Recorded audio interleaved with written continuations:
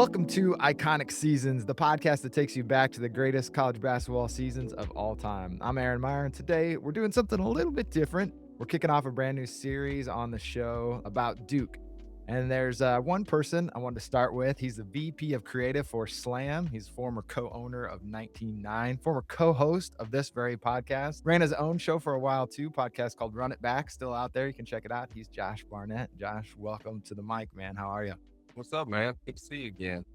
Good to see you. So let's get right into it and talk about Duke and Slam Night, because these have been going on for a while. I saw there's a Slam Night at Gonzaga, but I really kicking off this series and looking back on the 5 Duke championships. I wanted to start with kind of your impressions being there. You've been to Duke a couple of times now, right? Yeah. Yep. Yeah. But let's start with just this. What's Slam Night and what were you doing there? The Duke thing was a little bit special, a little bit different. So we had an activation in downtown Durham that ran concurrent with Slam Night. Slam Night ended up being on a Wednesday night, I believe, against Boston College. Originally, could have been Tuesday night, doesn't really matter.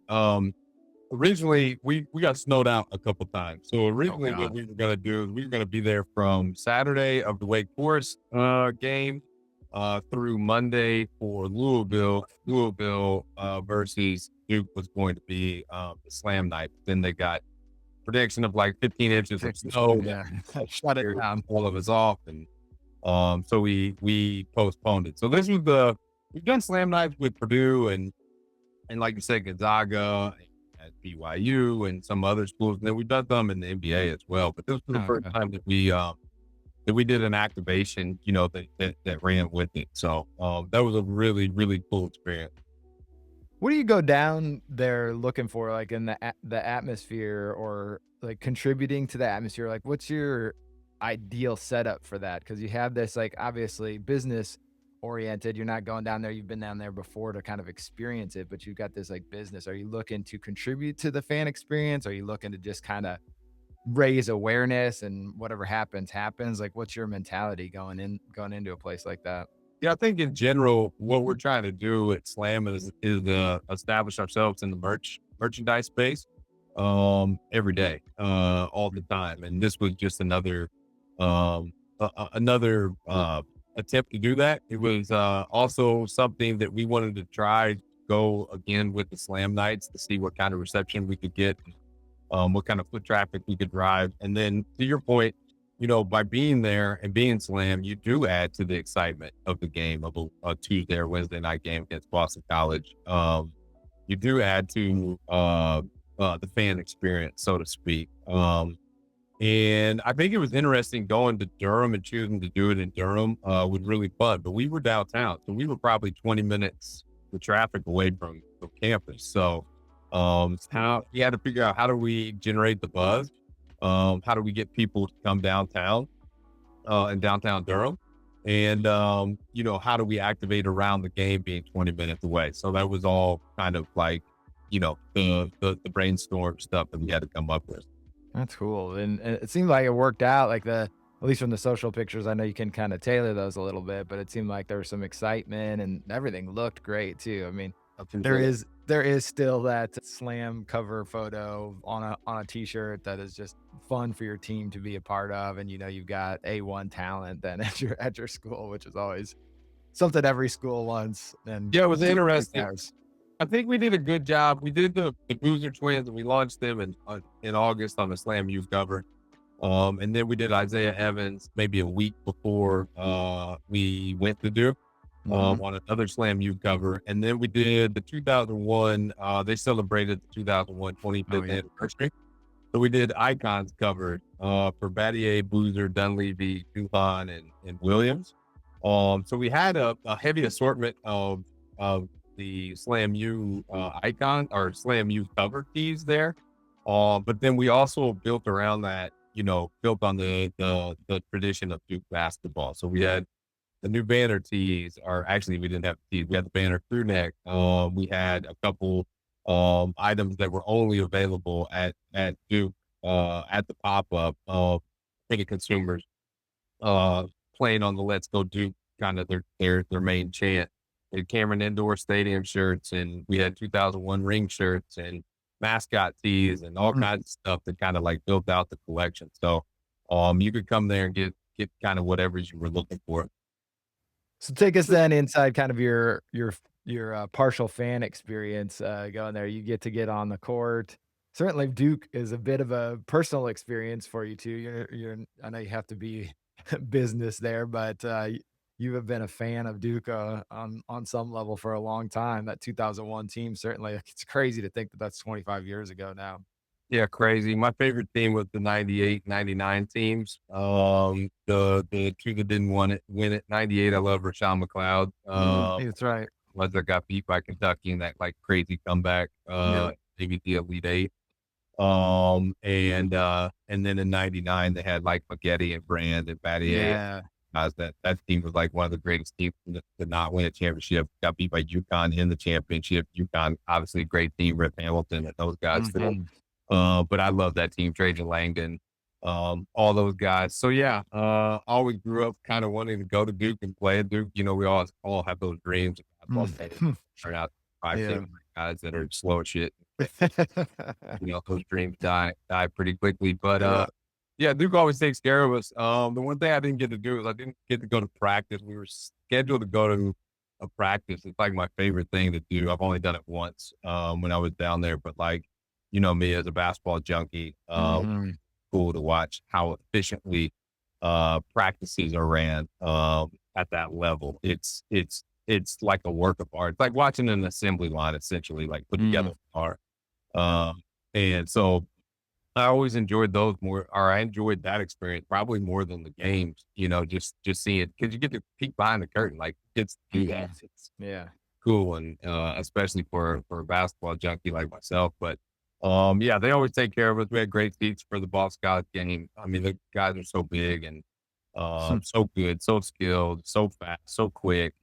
You know, some of the Boston College players warming up looked unstoppable, and then like got in the game. It's like, oh, that well, that's a little bit different, the different Yeah.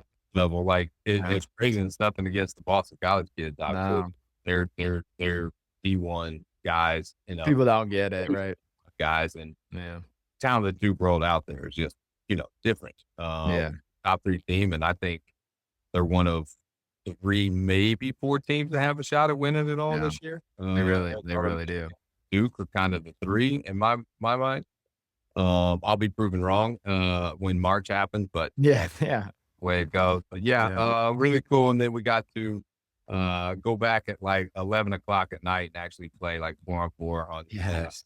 camera. And it was like nobody had really like eaten. Nobody had we worked the pop-up the whole time, then went to the game and then went back to the pop-up just to grab like shorts. Everybody's like, oh, we can play? Like, all right, cool. We gotta go. I gotta go back to the 14. Like, no, we actually don't have to go to a hotel. Go back to the pop-up. We have tons of shorts there. Like Grab grab a pair. a pair of shorts there.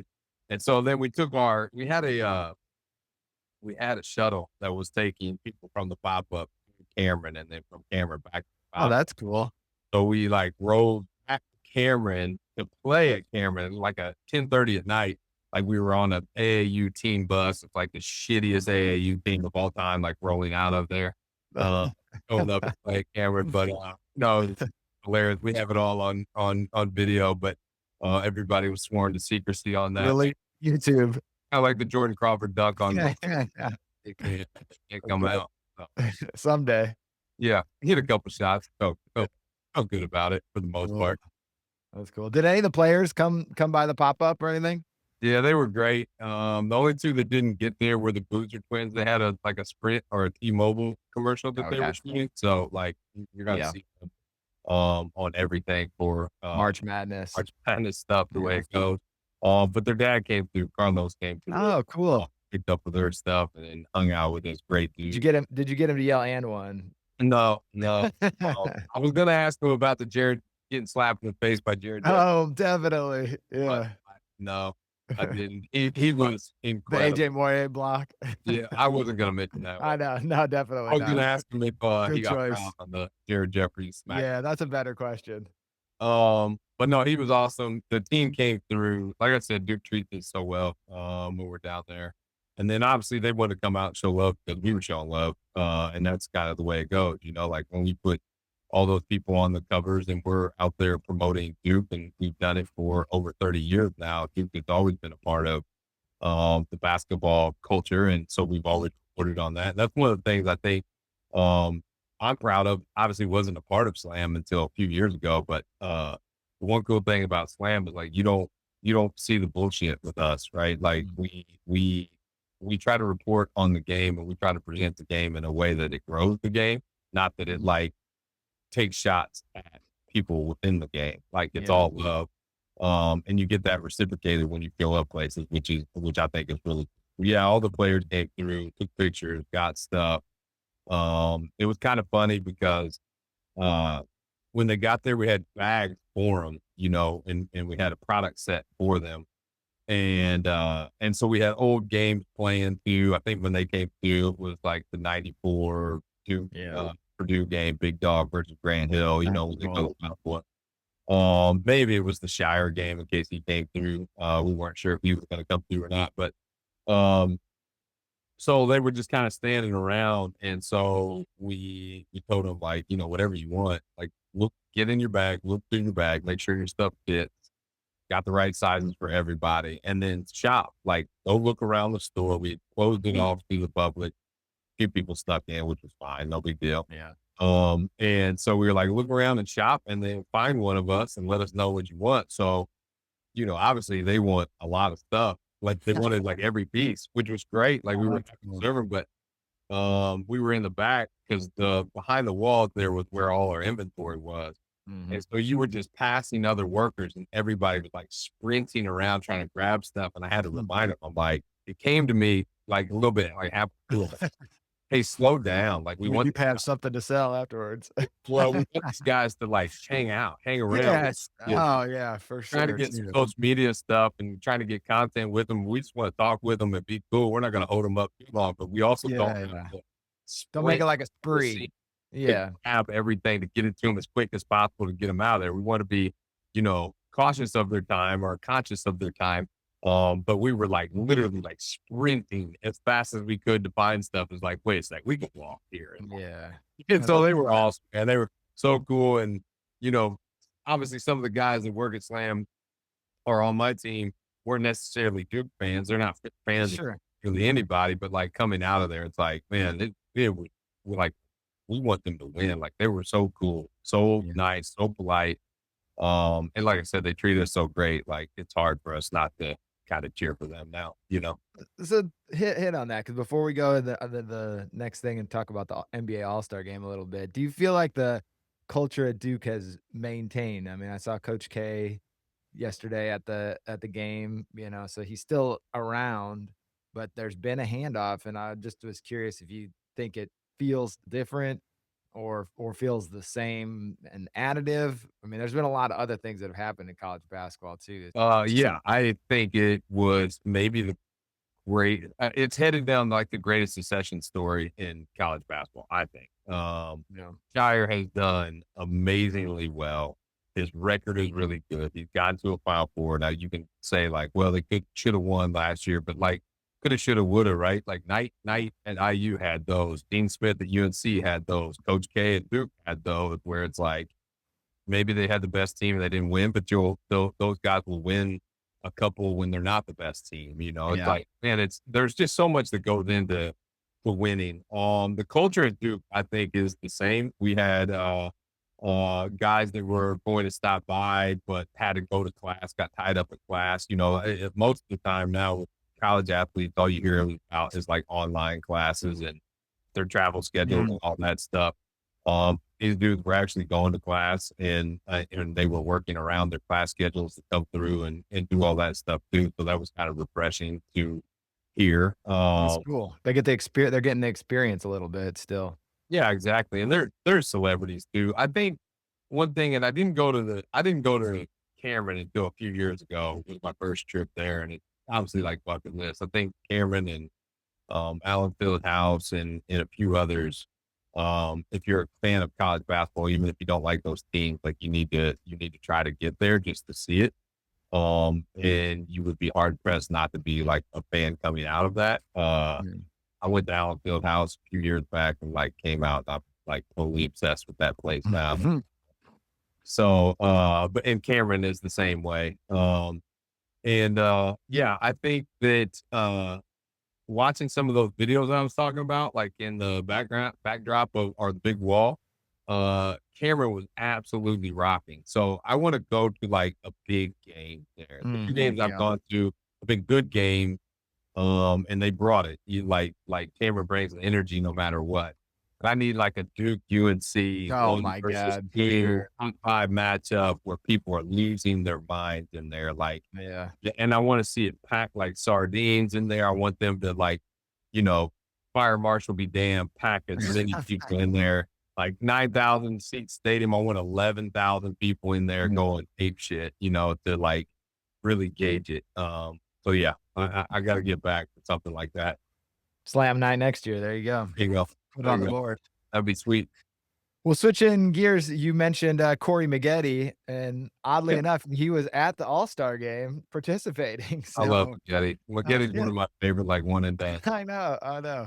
So much fun. So tell us a little bit about the life in LA with the All-Star weekend. Something I haven't done, but definitely on a bucket list for me. Going out to an All-Star game, it's like a weekend, seems like a get together. And this year there was so much emphasis on changing the culture of the game because everybody's been complaining about everything I feel like related to All-Star weekend. It's almost like cancel it, some people are into, but it seemed like it went pretty well. It was different. The only other one that I've been to was Indiana or Indianapolis a couple years ago. So Indianapolis, everything is really condensed, right? Like Mhm. everything activates around downtown. And then also too, it's smaller market in the NBA. In Indianapolis, like brands aren't going to spend a ton of cash in Indianapolis trying to Right. activate. So the difference between like Indianapolis and LA was insane. In LA, so spread out. So you had different activations happening in Venice Beach, happening downtown. You had stuff happening in Inglewood. You had stuff happening in Beverly Hills. Like things were just like Crazy. so spread out. But our most of our time was downtown. We were at NBA Crossover. Okay. So we had a booth next to Fear of God, Mitchell and Ness, and a couple other companies, NBA Store and stuff like that. So we got to talk to customers and we did all right there. And it was a good experience, but there was so much stuff going on in LA with brand activations, with Jordan brand, with Converse, with Adidas and Ant, Puma and LaMelo. There was just so Jalen Brown trying to get activated. yeah, I was a mess. Yeah. Slam actually threw a party with Sephora, and the N1 back-to-back nights in Beverly Hills. Never didn't have Wow. any issues. So, Huh. I'm not sure what the deal was there. I didn't follow it too closely, but yeah, it Yeah. sucks. I just But read so about it too, but yeah, who knows, right? Something I'm sure there's some political play or somebody yep. made somebody mad, right? Yeah, but it was cool, man. It was, there was just a lot going on. Sneakers, obviously had a sneakers map. If you were in LA, you could log into that. People were hitting different spots and the Foot Locker activations and all that different stuff, man. You could get any pair of shoes that released on All-Star weekend with just a little bit of work. You saw like resellers at work too, like people coming Um, out like I'm bags. We saw uh the like resellers. We were in our hotel and coming like down the elevator. We got out of the elevator at the same time. Dudes had the luggage racks with just like 65 shoes in both of them. Up Jeez. going to the parking lot. I'm like, I asked the Chris Wolf, our hotel guy who was out there with me. I'm like, how many trips up and down do you think they made? Like, how many do you think they have? People were eating, man. That people were getting after it on the sneaker stuff. But the Ant experience was really cool. Right. Jordan Brand experience was really cool. Crossover was fine and good. Um, What about the actual, game you and what do then you the think? game was awesome. Like, got lucky enough to get a ticket, and the Intuit Dome was stupid. Like, I never, there was nothing transactional. You download an app, you load your face, you load your payment information, you walk in line to get in. You have 3 scanners that are taking pictures of your face as you walk through, and then you have a person with an iPad at the front saying like, "Are you Josh?" And I'm like, "Are those?" They say Josh, and I said yes. And they go on in, never show your ticket, nothing. Go to your seat. All of the concessions are in and out. You just show your face. It says like, "Thanks, Josh." Go in there, grab whatever, walk straight back out, walk right back to your seat. Like there is and inside the stadium, the merch, the merch build out stuff is exactly the same. Like, Hmm. and then you get a receipt when you get back. Let the app send you a receipt when you get back. Crazy. Like it's just crazy. But yeah, a You got bucket to list. figure that out for the next Slam pop up. Yeah, yeah, no doubt. But yeah, the and Two Dome was insane. And then the All-Star game, like you said, was like bucket list for me. So and for Chris Wolf, our wholesale guy that I was out there with. So like we were super hyped to be going. And then, for a day and a half, our whole debate leading up to it was like, are they gonna play hard? Are they gonna bring it back? And we're like pleading with each other like that they just tried to, Try. and so I said the whole weekend, I've said for years, you just want it to be the greatest pickup game happening on earth. That's Yeah. it. Like, I get it. Like, if Wemby has an open dunk, nobody is sprinting to like undercut him or meet him at the Mm, rim. Like, yeah. there's give and take with some of that. But we also don't need half court threes being thrown at the basket, Yeah. and forth for eight consecutive trips. Doesn't So need to be 200 to 180. so I think a couple things happened. I think Wemby saved it. Yeah. I think he got Ant going. If you Yeah. remember, Ant last year or 2 years ago went out there and shot his first 5 shots left-handed and like Yeah. It was blew up the goofy. whole game. I think Curry being out, and I love Steph so much, but I think Curry being out took away like bomb 50 three. foot. Yeah. Yep. And then Luka and Joker, who don't care about being there, they maybe played 3 to 5 minutes, and it was like, get them out and let the other world guys play. Yeah. And those dudes like probably played 70%, 65, 70% like a pickup Yeah. game. Nice. And it was beautiful. It was Yeah. awesome. Kawhi going nuts was insane. He went Uh, crazy. Yes, like just all those guys that were trying. Ant was awesome. Book was awesome. Jalen Johnson played pretty good. And there were deflections, there were blocks, there were tapaways, there were sprinting down the court. And so it made like when somebody would explode to the bucket for a dunk, the dunk like actually meant something. Mm, It was awesome, dude. Like that's I was cool. sitting there like, this is awesome. Like That's fun, and it's the only time you get to see all those guys in the same place, and you're guaranteed to at least see a lot of stars. Because sometimes you go to a game and might be out, so you get to they're gonna whoever's there is gonna play even if it's a couple minutes like Luca and Joker. Yeah, and I think the third thing that saved it was the way that the setup. Oh, yeah. They did 3 games because if one team gets a 30-point lead in the first half, nobody even tries in the second half. Yeah. Like, oh, that 35-point lead's gonna go to 52 Who because we're all cares? playing. Yeah. Couldn't get away. The last game was the blowout game, Yeah. and it had to end pretty quickly. Like, it's like, no, they just scored a whole bunch of points, and now this game is over, and nobody's loafing now because the game's over. You know Yeah. what I mean? And the other games were very close, and it was like crunch time. Like, they maybe kicked it up to 85% on a couple plays. You know what I mean? It's like, Yeah. man, the dudes Yeah. behind me were like, this is just like watching a pickup game, kind of in a griping way. And I'm like, oh, that's exactly Good. Yeah, what- exactly. Yeah. exactly Exactly. what- If you've never played with people and it's a all-star game, that's what it should be, like a Oh, and Max was game. busting his ass out there. Oh, yeah, Too. he was. Going inbound fast, he's flying around. He's De'Aaron fast, Fox huh? so fast. Oh man, it was. We had really good seats too, which helped. Yeah. Um, I think maybe the only thing I would wish is the world team in the final game, like you said, maybe because it does seem like I don't know if that'll work for a long time, but initially it seems like there's enough animosity or whatever there to like where you don't yeah, want to maybe. lose or whatever it is. Maybe Like, not yeah. the world is never going to be at full strength until Luca and Joker are like, okay, let's go, let's play. Yeah, everyone needs to figure out like give give Joker horses if they win or Yeah. something. They got to figure something out to incentivize And him. I love Joker. I I know. love, he's my favorite guy. That would be so much fun. I feel like he'd have so much fun in an all-star game if he actually just went out there and played. Like, but people love playing with him. But He's amazing. I often wonder too, I'm like, I don't know if he's a pickup guy. Yeah, I maybe think not. he probably trains and then he plays practice and then he plays in games and that's his game. Probably, yeah. Like he's always going to be potentially, my opinion, like fish out of water in a pickup game like that. Yeah. Not his cup of tea.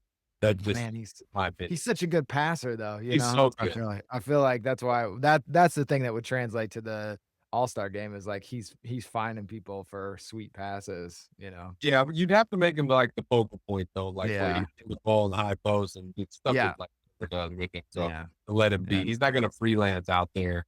Yeah, And that's you true. know what I mean? Yeah. So, but no, it was dope. And bucket list, honestly, would love to go to 25 more of them. But if I don't Yeah. go to any of them, at least I was there for that one. Yeah. You know. Cool. So Yeah, and you got a good one. That's awesome. yeah, All right, picked up we're shoes and picked up a couple posters to remember it by. oh, cool. What'd you get? I got the book 2 fragments, and I got the Kobe 6 3Ds, and then the Nike warning label. They at the activation, if you bought something Nike, you got the free poster. I didn't have a way of getting the poster back, so I just bought them off the back. Okay. So Wemby and KD poster that I'm getting ready to. Well, I just framed them actually before the stall, and I'm getting ready to hang them here. Nice. I love it. Hyped about posters, you know me. Definitely. I love a good poster. All right, well, let's wrap up here. I got to know which Duke season or moment deserves the most hype. Which one was the most iconic? Season wise, game wise, like what? You could do either. I mean, I think you could do either. So I love Grant Hill. 94 is like special to me because I love Grant Hill. They didn't win. Grant Hill taking that team, no disrespect to that roster, but taking them all the way to a Scotty Thurman 3 away from winning 3 natties in his 4 years there, with the only one not happening being Jay Kidd and Cal beating them at 93. I'm partial to Grant Hill. I love that 94 team. Cherokee Parks, Jason Cable, Antonio Lang was still there. Obviously, Grant Hill was the GOAT. Chris Collins, who's at Northwestern now. The 98, the underrated game, maybe, or maybe I shouldn't say underrated game. 98, Duke UNC, Wojo's last game. Go back and watch that on YouTube. The crowd is nuts. You'll watch the first half plus the half of the next half of the second half and be like, there's no way Duke's winning this. I promise they come back and win. They take the lead. I think they're only lead with like 10 seconds left in the game. Place goes bananas. Rashawn McLeod goes crazy. Well, does he slap the floor in that game? That's the of course. Of course. Well, dude, last game. It's an incredible game. Yeah. 01 team was incredible with the guys that we mentioned before. Their battles with Maryland were insane, you know, and they get the matchup in the Final Four against them, and then that Arizona team that they beat is incredible. Super.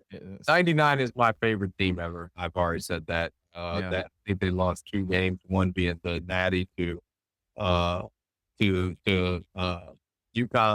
and Rip Hamilton, Maggette, William Avery, Chris Carrawell, Elton Brand, Battier. Those dudes were awesome. And I remember Maggette dunking against Florida and like raising himself up and slapping like almost the top of the backboard like nobody. He loved doing that. Nobody did it back then. I was like, this guy's a freak. Love Chris Carrawell too. He was ACC Player of the Year that year, I believe. Yeah, 99. Yeah. He was the ACC Player of the Year. Could be wrong. 98. I don't know. One of those years. So, yeah, I don't know. I just brain vomited a bunch of Duke stuff. Oh, that's perfect. Yeah. Any final words for longtime listeners? What you got coming up next or anything slam related you want to get out there? Otherwise, it's been great having you on. Yeah, for sure. I appreciate you having me on. Survive Advanced Collection coming Selection Sunday. Right. Tune in to slamgoods.com and obviously all of our social media channels will be bumping that out. So easy to follow there. Just following Slam at Slam Store and Slam Kicks and Slam You and Slam all the other media ones that we have. We got a lot of channels, a lot of followers. So we'll be bumping it out pretty good on all that. Appreciate your time, man. All right, brother. Appreciate it too.